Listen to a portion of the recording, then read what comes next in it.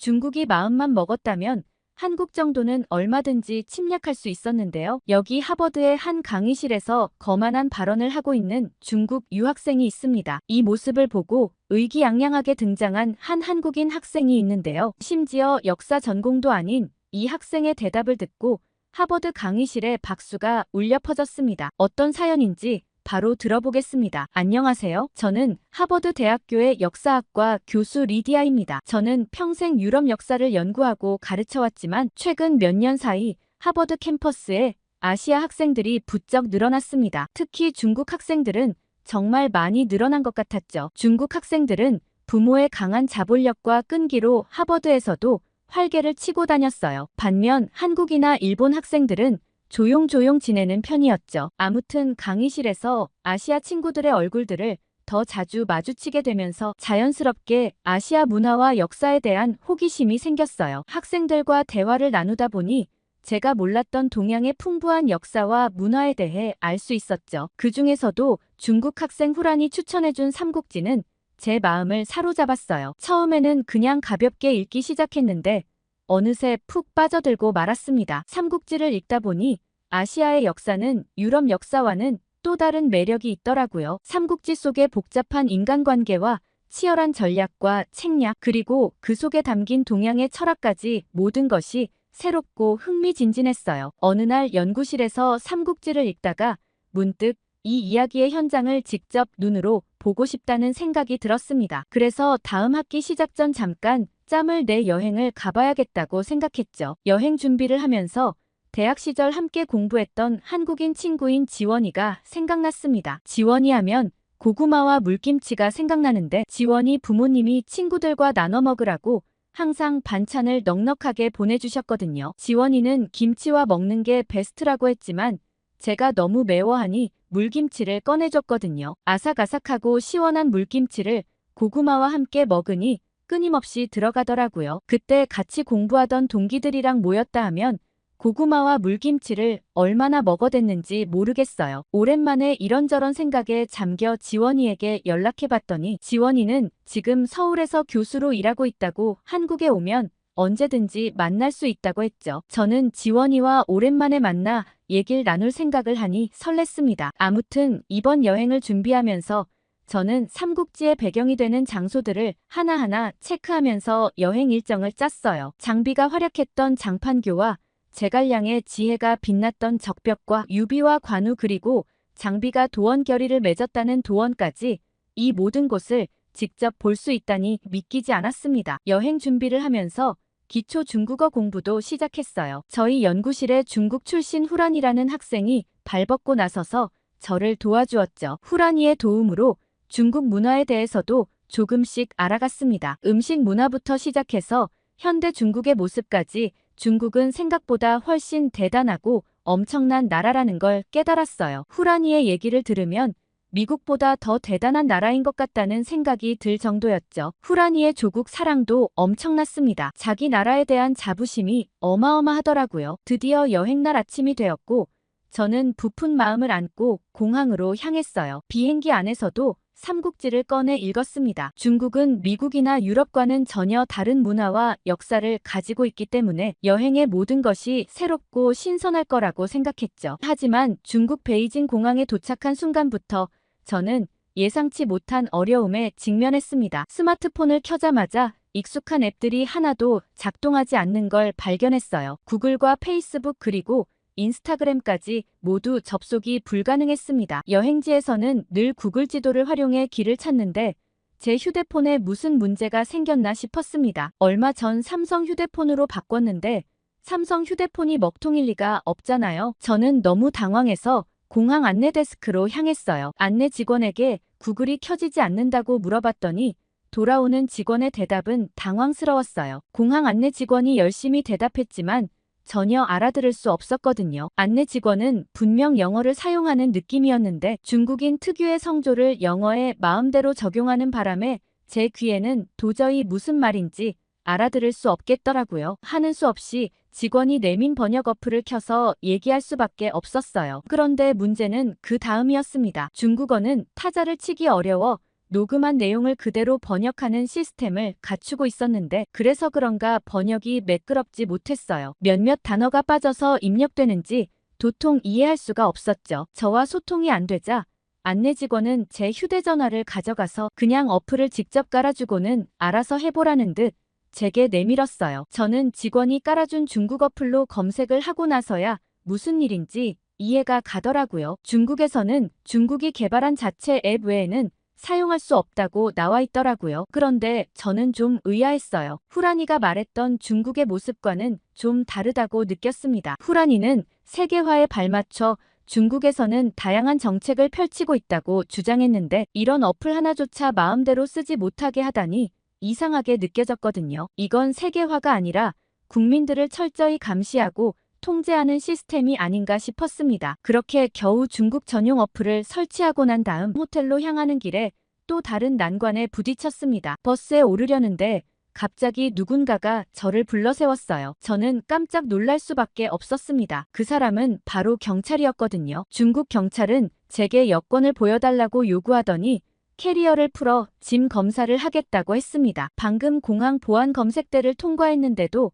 갑자기 제게 이렇게 하는 이유를 알 수 없었어요. 처음엔 외국인이라 특별검사를 받는 줄 알았지만 이런 검사는 한 번으로 끝나지 않았어요. 목적지에 도착할 때까지 3번이나 반복됐습니다. 지치고 답답한 마음을 감출 수 없었어요. 나중에야 알게 됐지만 이는 반간첩법 개정 때문이었습니다. 반간첩법은 중국 정부가 자국 안보 강화를 목적으로 만든 법인데 법의 대상이 중국 내 유학생이나 심지어 관광객까지도 그 대상이 될 수 있었어요. 반간첩법을 위반하면 즉시 추방되고 10년 이내로 중국으로 입국할 수 없는데 추방되는 건 차라리 다행이었습니다. 자칫 잘못해 구속되면 이유를 알지 못한 채 몇 년을 갇혀 있어야 했어요. 저는 솔직히 천만다행이라고 생각했습니다. 이번 개정된 반간첩법에서는 관광지에서 아무 의미 없이 찍은 사진이나 특정 기사에 대한 검색까지도 간첩행위로 볼 수 있었거든요. 겨우 호텔에 도착해서야 한숨 돌릴 수 있었어요. 그때까지만 해도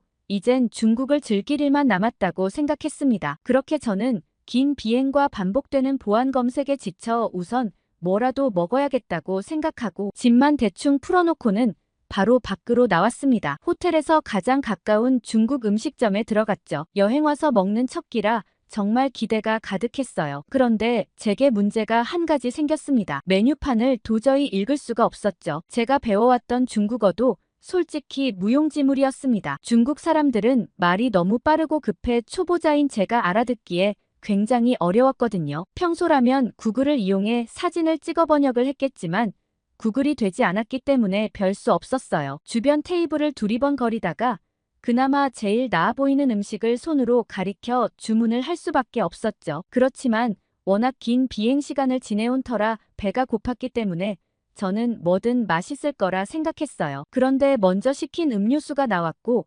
저는 음료수를 보자마자 경악했습니다. 음료수에는 대나무로 만든 빨대가 꽂혀 있었는데 빨대를 무심코 집어든 순간 빨대 안쪽을 보고 소름이 쫙 돋았거든요. 세척을 제대로 하지 않는 건지 빨대 안쪽은 검은색 곰팡이로 추정되는 것들이 가득했어요. 황급히 빨대를 빼고 조금 고민하다 음료를 두어 모금 마셨는데 도저히 더 마시고 싶은 생각이 들지 않았습니다. 곧이어 음식이 나왔고 저는 이건 괜찮을까? 불안했죠. 그렇지만 나라마다 문화의 차이가 있을 수 있으니 너무 깔끔 떠는 것도 예의가 아니라는 생각이 들었습니다. 이 나라 사람들도 아무 문제 없이 잘 먹고 있으니 괜찮다고 생각하고서는 수저를 휴지로 한번 문질러 닦은 후 음식을 먹기 시작했어요. 음식은 생각보다 기름기가 너무 많아 느끼했지만 이것도 다 이들의 역사적인 어떤 특징에서 나온 문화겠거니 생각하고 최대한 남기지 않으려 노력했습니다. 학자로서 편견 없이 모든 걸 받아들여야 된다는 생각이 강했거든요. 그땐 제가 왜 그랬는지 잘 모르겠어요. 아무튼 그렇게 불편한 식사를 마치고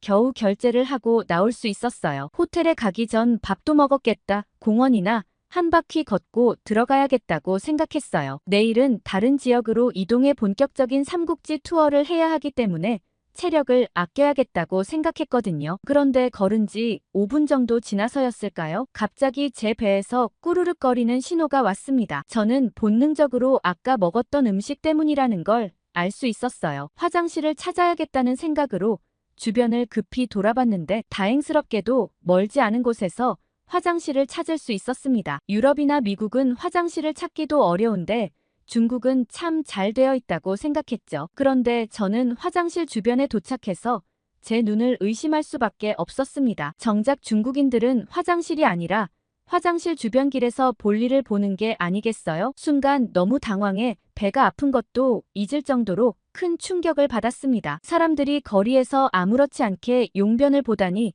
제 눈으로 보면서도 믿기지 않는 광경이었어요. 화장실을 들어가는 제가 오히려 이상하다는 듯 쳐다보는 눈빛을 느끼며 저는 화장실에 들어갔습니다. 화장실에 들어가자마자 저는 왜 그들이 길에서 용변을 보는지 어렴풋이 이해할 수 있었어요. 화장실은 그야말로 아비규환이었습니다. 악취가 코를 찔렀고 위생 상태는 최악이었어요. 문이 제대로 달려있지도 않을 뿐더러 너무 더러워서 쓰고 있는 지금도 정신이 아득해지는 것 같아요. 도대체 청소는 언제 했는지 알 수도 없을 정도였고 저기서 볼일을 보느니 차라리 나가서 하는 게 나을 수 있겠다는 생각까지 들었죠. 저는 믿을 수 없는 역겨운 풍경에 구역질까지 나오려고 했어요. 제가 금방 다시 밖으로 나오자 밖에서 볼일을 보던 중국인들은 그럴 줄 알았다는 눈빛으로 히히덕댔어요. 저는 차마 저들처럼 길에서 해결할 수 없어 최대한 젠걸음으로 호텔로 향했습니다. 방에 들어와서야 겨우 볼일을 볼 수 있었는데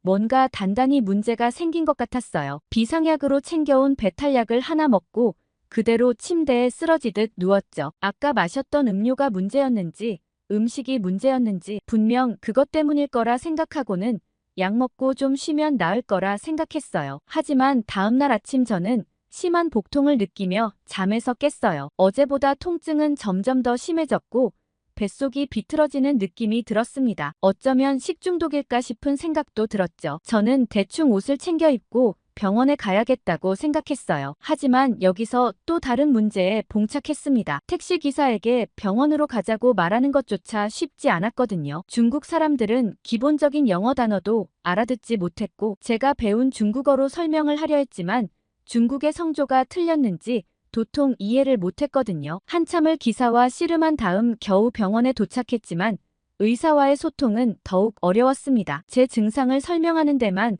1시간이 넘게 걸렸거든요. 의사는 심한 식중독 증상이라고 진단하는 듯 했어요. 아무래도 제게 문제가 될 만한 것은 어제 저녁밖에 없었으니까요. 그렇게 링거를 맞고 약을 처방받아 호텔로 돌아와 누워 있었어요. 원래라면 오늘은 다른 지역으로 이동할 예정이었지만 몸이 안 좋아 여행은 시작도 하지 못하고 있었죠. 그때 지원이로부터 연락이 왔습니다. 저는 제 상황을 설명했고 지원이는 걱정하기 시작했어요. 한국에 같이 있었다면 도움을 줄 수 있었을 텐데 중국이라 그러질 못한다며 안타까워 하더라고요. 그런데 문제는 병원을 다녀왔는데도 증상은 쉽게 가라앉지 않았습니다. 게다가 약을 먹으려면 밥을 먹어야 했는데 도저히 밖에서 밥을 사 먹기가 두려워졌어요. 그렇게 저는 호텔방에 누워 있으면서 이 여행이 과연 잘한 선택이었는지 의문이 들기 시작했습니다. 저는 이대로 중국에 있는 게 의미가 있을까 싶었고 여행을 제대로 즐길 수 없을 뿐더러 몸이 상할 것 같다는 느낌이 들었습니다. 결국 저는 중국 여행을 포기하고 한국행 비행기의 예약을 앞당겼어요. 여전히 배가 아프고 힘들었지만 중국을 벗어나야 한다는 생각이 강했기 때문에 시름시름 앓으면서도 비행기에 올랐습니다. 비행기에 오르면서 삼국지의 발자취를 한번 따라가 보겠다던 계획이 물거품된 것에 대해 너무 아쉽다는 생각이 들었지만 비위생적인 음식점과 화장실을 떠날 수 있다는 것에 대한 안도감도 컸어요. 만약 중국에서 다 낫는다고 하더라도 또다시 그런 음식점과 화장실을 계속 마주할 텐데 그대로 여행할 수는 없다고 생각했거든요. 한국행 비행기는 한국 국적기로 승무원 대부분이 한국 사람들이었습니다. 사실 하버드에서 한중일 세 나라의 학생들을 처음 봤을 땐 서로 꽤 비슷하다고 생각했는데 저는 학생들을 가까이 하며 그들 사이에 엄청난 차이가 있다는 걸 발견할 수 있었어요. 세 나라 중 압도적으로 키가 크고 비율이 좋은 나라는 한국인들이었어요. 제 친구 지원이만 그런 줄 알았는데 대체적으로 한국인들은 다들 그렇더라고요. 대화하는 걸 봐도 한국어는 조용조용하고 기품이 있어 우아한 언어라 느껴졌죠. 그리고 가장 트렌드에 맞는 세련된 옷차림을 하는 것도 한국인이었습니다. 평소 학생들을 많이 봐왔기 때문에 승무원들이 한국 사람들이라는 것도 단박에 알아차릴 수 있었죠. 제가 몸이 불편해 보였는지 한국 승무원이 다가와 제 상태를 물었습니다. 저는 식중독인 것 같은데 약을 먹고 있고 아직 몸 상태가 좋지 않다고 하자 승무원은 고개를 끄덕이며 돌아갔어요. 저는 승객의 상태를 체크하는구나 싶어 세심하다고 느꼈죠. 그런데 승무원이 돌아와 건넨 물건에 저는 깜짝 놀랐습니다. 제게 따뜻한 차와 담요를 가져다 주더라고요. 그러면서 불편함을 느끼시면 언제든지 말씀해달라며 비행 내내 최대한 편하게 가실 수 있도록 돕겠다고 얘기했습니다. 그러면서 제안한 얘기에 저는 눈물이 날 뻔했어요. 비건 손님을 위한 중 메뉴가 기내식으로 준비되어 있는데 식사는 그렇게 하시면 어떻겠냐고 미리 챙겨주더라고요. 저는 아프고 나서 한참 뭘 제대로 먹지 못했는데 그 얘기가 반가우면서도 또 걱정스러웠어요. 하지만 기내식이니 큰 무리는 없겠다 싶었고 승무원께서 챙겨준 죽을 맛있게 먹을 수 있었습니다. 비행 중에도 한국 승무원들은 주기적으로 제 상태를 확인하며 필요한 것이 없는지 물어보았고 저는 승무원들의 따뜻한 배려에 정말 편하게 올 수 있었어요. 드디어 중국을 떠나 인천공항에 도착했고 저는 비행기에서 내리려 몸을 일으키자마자 눈앞이 캄캄해지더니 그대로 의식을 잃고 쓰러졌습니다. 제가 눈을 떴을 때는 이미 병원 응급실이었어요. 나중에 알게 된 사실이지만 공항 의료팀이 신속하게 출동해 저를 응급 처치하고 즉시 인근 병원으로 이송했다고 했어요. 제가 의식을 잃은 상태에서도 전문적이고 신속한 대응을 해줬던 거죠. 제가 의식을 찾고 일어나자마자 담당 의사가 다가왔고 저는 깜짝 놀라고 말았습니다. 의사는 굉장히 유창한 영어로 제 상태를 상세히 설명해 주었거든요. 중국에서 느낀 답답함은 한국에선 전혀 찾아볼 수 없었어요. 의사는 제게 심각한 장염과 탈수 증세가 있다고 했고 즉시 링거를 놓고 약물 치료를 시작했습니다. 중국과 비슷한 처방이었지만 한국 의사의 전문성과 꼼꼼한 설명에 저는 안도감을 느꼈어요. 그제야 저는 지원이가 기다리고 있겠다는 생각에 급히 휴대전화를 들어 지원이에게 연락했습니다. 저는 지원이의 대답을 듣고 깜짝 놀랐어요. 이미 병원으로 오는 길이라고 하더라고요. 제가 하도 나오지 않자 걱정되어 전화를 했고 전화를 받은 간호사의 설명을 듣고 병원으로 찾아올 수 있었다고요. 지원이는 저를 보며 눈물까지 글썽이며 이게 무슨 고생이냐며 안아주었고 저는 이제 많이 나아진 것 같다며 웃었어요. 이틀 정도는 입원해야 한다는 의사 선생님의 말에 저는 당황하고 말았지만 한국에서 처치를 받고 중국에서와는 확연히 다른 몸 상태의 한국 의료진들의 말을 그대로 따라야겠다고 생각했습니다. 지원이는 제게 필요한 것들을 근처에서 사다 주고는 다음날 오겠다고 하며 병실을 떠났고 할 일이 없는 저는 병실에 있는 TV 채널을 위아래로 돌려보았어요. 제 병실은 외국인 환자 전용 병실로 TV에서는 영어 자막이 나오고 있었는데 저는 채널을 돌리다 한 채널에 손이 멈췄어요. 그 화면에서는 한국 역사 다큐멘터리가 흘러나오고 있었고 고려와 거란의 전쟁을 다룬 내용이었습니다. 강감찬의 살수대첩과 서희의 외교 담판이 주 내용이었는데 이런 이야기들은 제가 그동안 공부해온 유럽 역사와는 사뭇 다른 매력이 있었습니다. 특히 저는 한국의 한 역사적 인물에 충격을 받았습니다. 바로 서희의 외교 전략이었죠. 무력이 아닌 지혜로 국가의 위기를 극복했던 모습이 인상적이었습니다. 작은 나라라고 무시했던 한국에서 이런 엄청난 역사가 있다니 놀라울 따름이었죠. 이 다큐멘터리는 제게 한국 역사에 대한 새로운 관심을 불러일으켰어요. 지금까지 동아시아 역사라고 하면 주로 중국에만 초점을 맞추고 있었는데 한국의 역사에는 어마어마한 가치가 있다는 걸 깨달았습니다. 저는 한국 역사에 대해 더 알고 싶다는 욕구가 강해졌고 간호사에게 부탁해 캐리어에 있던 노트북을 꺼내달라고 했죠. 저는 학술 논문과 저널을 검색하며 한국이 중국과 일본 사이에서 어떻게 자신의 정체성을 지켜왔는지 조금씩 이해하기 시작했어요. 그리고 당장 밖으로 나가 한국의 문화유산을 직접 눈으로 보고 싶었죠. 다음 날 지원이가 도착하자마자 저는 고려와 거란 전쟁에 대한 이야기를 줄줄 늘어놓았고 지원이는 깜짝 놀랐어요. 이전까지는 삼국지 얘기만 하던 제가 갑자기 고려에 대한 얘기를 했기 때문이죠. 그러면서 오히려 좋다고 대답하며 제가 궁금했던 점들을 상세히 설명해 주었습니다. 그러면서 지원이는 한국의 전쟁법에 관심이 생겼다면 남한산성을 한번 가보자는 얘기를 꺼냈고 저는 당장 내일 퇴원하자마자 그쪽으로 가자고 대답했어요. 그러더니 지원이는 이제 하나도 안 아프냐고 물었고 저는 그제서야 깜짝 놀랐어요. 한국에서 치료를 받고 이렇게 금세 나아지다니 저 스스로도 놀라웠거든요. 한국 의료진들이 대단한 것 같다고 웃어 보였습니다. 그렇게 지원이와 내일 만나기로 약속하고서는 병실에서 이번엔 조선시대의 전쟁사에 대해 살펴보았습니다. 그러면서 저는 조선이라는 나라의 위대한 업적에 대해 매료되고 말았죠. 퇴원 후 저는 지원이의 제안으로 남한산성을 방문하게 되었어요. 아침 일찍 산성에 도착했을 때 그 웅장함에 압도되었습니다. 성벽을 따라 걸으며 지원이는 한국 산성의 독특한 특징들을 설명해 주었어요. 이 산성은 단순한 방어 시설이 아니야. 전시의 주변 백성들을 모두 수용할 수 있는 구조로 되어 있지. 지원이의 말에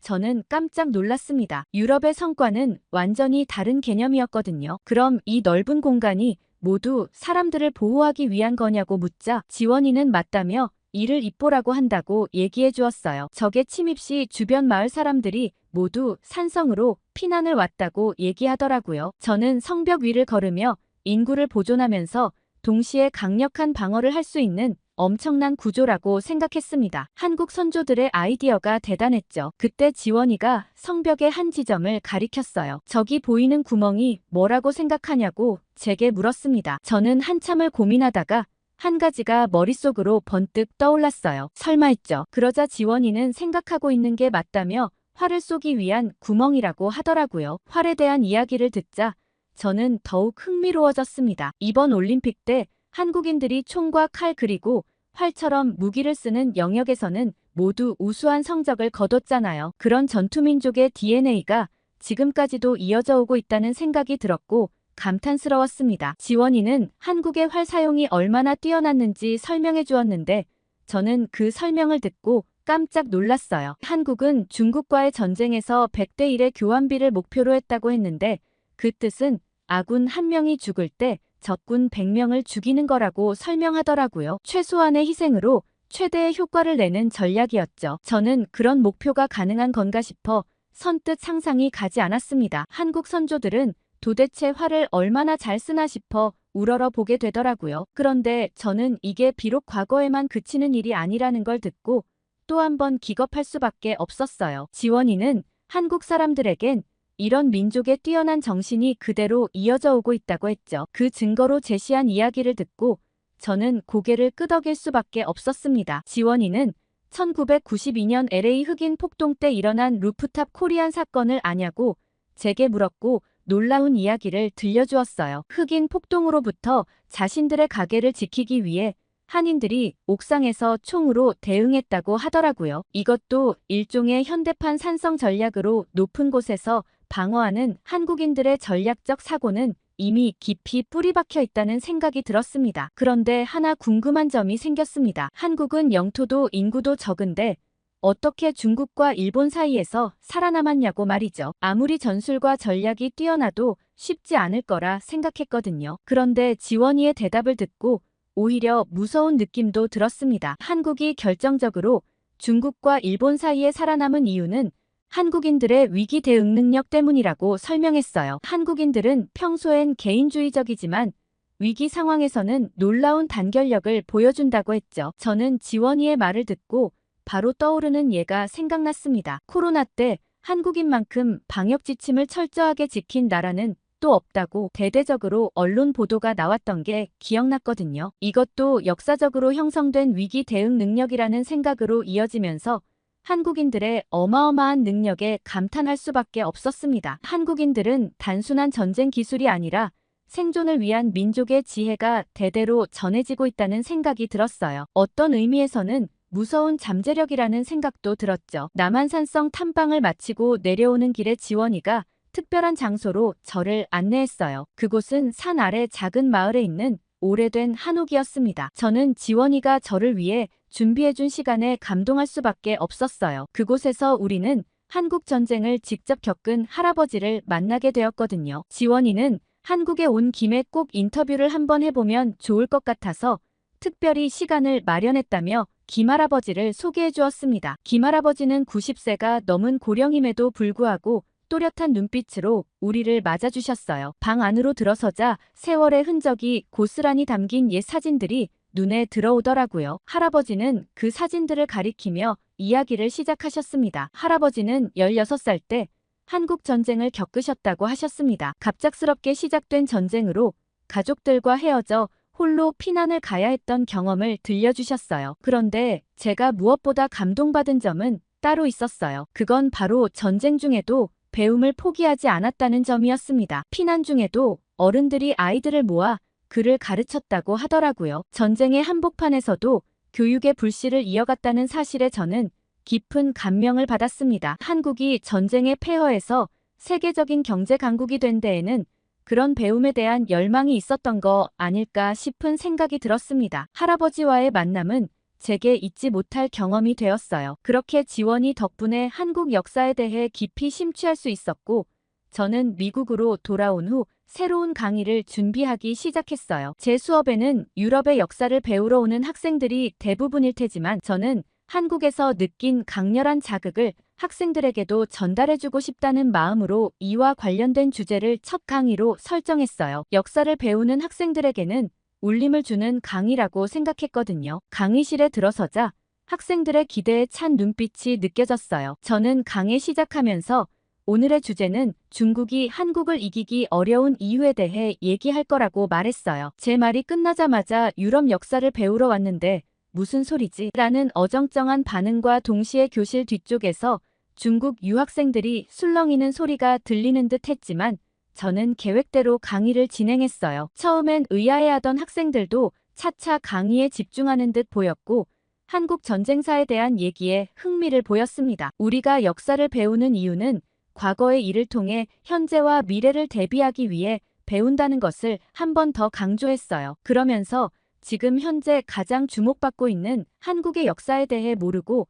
넘어간다는 건 말이 안 된다고 얘기했죠. 그러자 제 말에 도저히 납득이 안 간다는 듯한 후라니 교수님이 말씀하신 이야기는 너무 이상적이라며 중국의 병력과 자원은 한국과는 비교가 안 된다는 얘기를 꺼냈습니다. 저는 그렇기 때문에 한국은 효율적인 전략을 활용해 방어 전략과 궁수를 활용했다고 얘기했죠. 그러자 후라는 그렇게 한국의 전쟁법이 뛰어났다면 고구려와 백제는 왜 멸망했는지 물었어요. 그리고 그건 중국의 도움을 받아 신라가 삼국을 통일한 게 아니냐며 결국 중국의 힘을 이용한 거라고 했죠. 저는 후란의 예리한 질문에 웃음이 났어요. 그러면서 제가 대답하기보단 다른 누군가와 토론해보면 어떨까 싶어 혹시 동아시아 역사에 대해 관심 있는 친구가 있다면 대답해 볼까요? 하고 물어봤죠. 그러자 한 학생이 번쩍 손을 들었습니다. 그 학생은 역사 전공자는 아니지만 교수님 강의가 좋다고 해서 청강을 하고 있는 미디어학과 박희수라고 자신을 소개했어요. 희수는 국가의 멸망은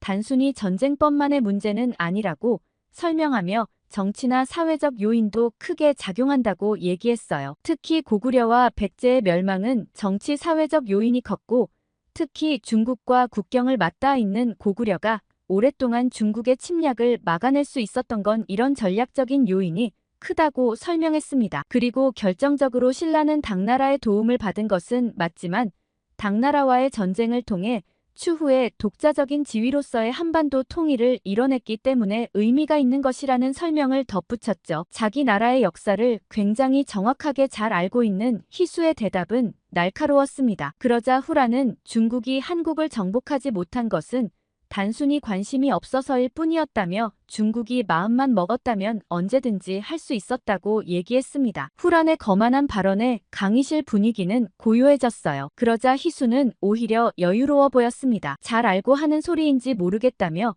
한 번 더 생각할 시간을 주겠다고 하는 너그러운 자세까지 보였죠. 저는 이미 거기서 토론의 승자가 결정되었다고 생각했어요. 그러자 후란은 더욱 당황한 듯 중국 인구만 해도 얼마나 많은데 한국이 어디 비빌 수나 있겠냐며 마음만 먹으면 5분 안에 끝난다고 얘기했어요. 그러자 희수는 교수님 수업에 도움이 되도록 고려 얘기만 하자면 강감찬의 귀주대첩 당시 10만 대군을 끌고 거란군이 작정하고 침략하려 왔는데도 고작 수천 명만 살아 돌아가지 않았냐고 했어요. 그때 강감찬 장군의 기막힌 전략으로 12,000명의 고려 군사들과 상류의 강물로 인해 목숨을 잃은 사람만 셀 수가 없다고 말이죠. 학생들은 희수의 얘기를 들으면서 고작 몇천 명만 살아 돌아갈 수 있었다는 얘기에 놀라워했어요. 오히려 후란 덕에 인구수보단 전략이 훨씬 더 중요하다는 걸 체감한 것 같았죠. 후란은 더 이상 말이 안 통한다고 느꼈는지 중국어로 한두 마디 하고는 자리에 앉았습니다. 저는 희수 학생처럼 한국인들은 강한 민족의식과 애국심을 가지고 있는데 이것도 한국이 살아남은 결정적인 요인이라고 강조했어요. 한국인들이 단결되는 모습은 그 어느 나라도 따라가지 못한다고 했죠. 그렇게 강의가 마무리되었고 제가 강의를 마무리 짓자마자 저는 놀라운 모습을 발견했어요. 아이들이 모두 희수 쪽으로 다가가 귀주대첩에 대한 얘기를 물어보고 있더라고요. 저는 이번 강의를 정말 잘 준비했다는 생각에 뿌듯했습니다. 강의실을 나서면서 후란이 제게 교수님이 어떻게 이러실 수 있냐고 얘기했죠. 중국어까지 배우셔놓고 이러면 안 되는 거 아니냐며 실망이라고 하곤 획 돌아서서 가더라고요. 저는 저런 자세의 학생이 어떻게 하버드까지 왔는지 의아했고 희수에겐 언제든지 청강해도 좋다고 따로 조교에게 얘기해두었죠. 하버드에도 희수 같은 한국 학생들이 많이 들어오면 좋겠다는 생각을 하며 메일을 마무리하겠습니다. 오늘 리디아 교수님의 사연 어떻게 들으셨나요? 중국 여행을 혹시 다녀오신 분이 계신가요? 중국은 정말 저런 모습인지 아시는 분 댓글 부탁드립니다. 구독과 좋아요 꾹 눌러주시고 다음에 더 재밌는 사연으로 돌아오겠습니다. 사연 제작소 감동필름이었습니다.